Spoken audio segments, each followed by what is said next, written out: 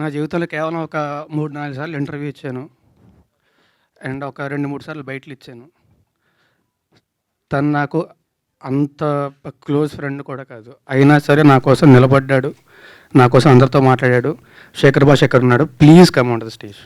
Please Shekhar Basha గారిని life please. మనం actually I think it's been years since we మెట్.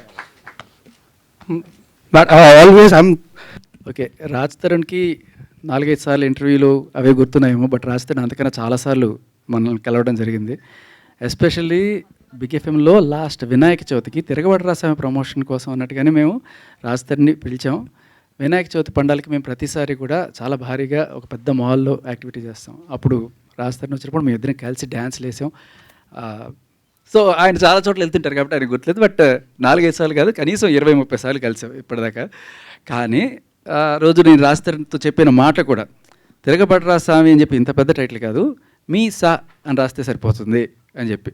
అంటే తిరగబడరా స్వామిని తిప్పితే మీసా అంటే సరిపోతుంది కదా, మొత్తం తిరగబడరా స్వామిని రాయకుండా ఆ రోజు సరదాగా జోకులు కూడా వేసుకున్నాను, నాకు గుర్తు.